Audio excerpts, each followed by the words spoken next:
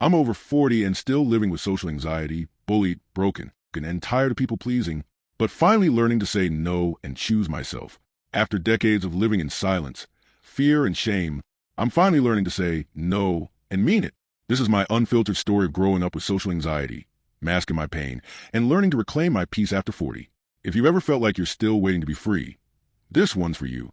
I was 13 when I learned to disappear. Not literally, but emotionally, mentally, spiritually. I became an expert in silence, a master of invisibility. Because when you've been bullied enough, you learn one thing above all else. Being invisible is safer than being seen. I wasn't always like this. As a kid, I actually had a bright, curious spirit. I liked people. I liked laughter. I wanted to be part of something. But the world had other plans. Middle school was where it started. The teasing, the stares, the whispers that turned into laughter, but never the good kind. Laughter that cut into you like glass. I remember once I raised my hand in class to answer a question. By the time I finished speaking, the room was silent. Then someone mimicked my voice. Another student burst out laughing. And just like that, I stopped raising my hand for the next 20 years.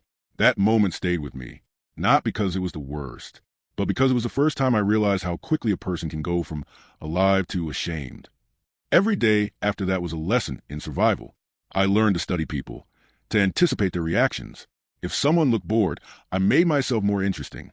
If they looked irritated, I made myself smaller. If they seemed dominant, I folded like paper.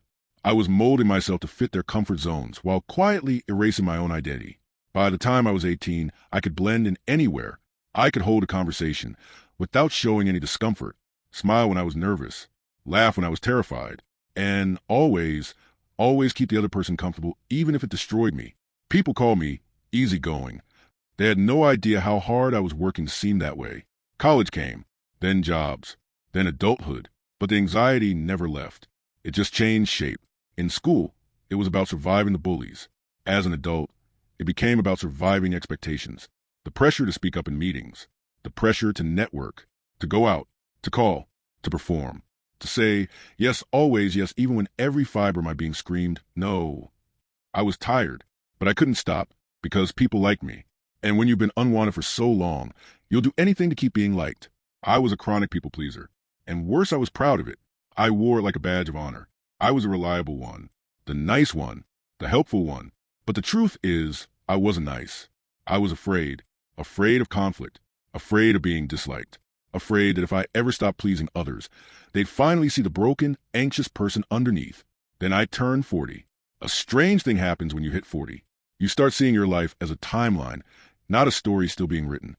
You look back and ask, what have I done with all those years? And more importantly, what have I lost by trying to be someone I'm not? For me, the answer was devastating.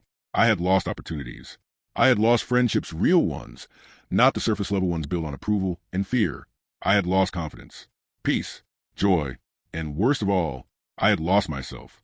So I began to change, slowly, quietly, clumsily. The first time I said no without an excuse, I panicked.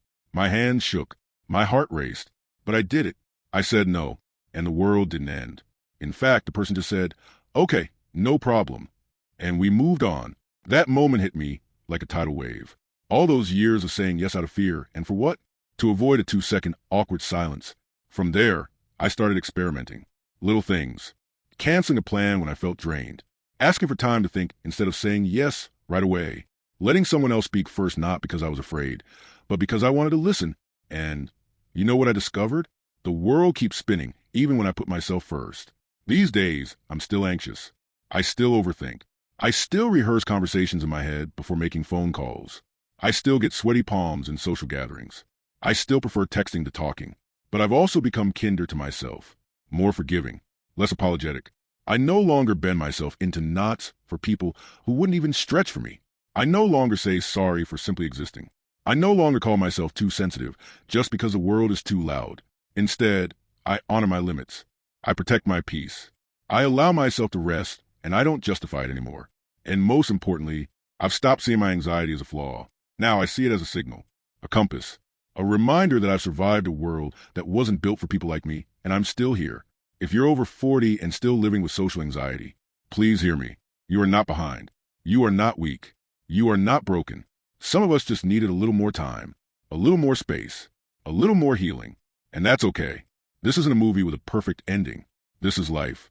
And life is messy. But you get to rewrite the script at any age. And trust me, there is something beautifully powerful about a quiet person who finally decides to speak their truth. So, if no one's told you this today, I see you, I hear you, and I'm proud of you. Not because you're perfect, but because you're trying. Because you're still here. Still showing up even on the hard days. And that's more than enough. Thanks for being here. If this story resonated with you, share it. Comment. Connect. Because healing starts when we stop hiding and start being human again.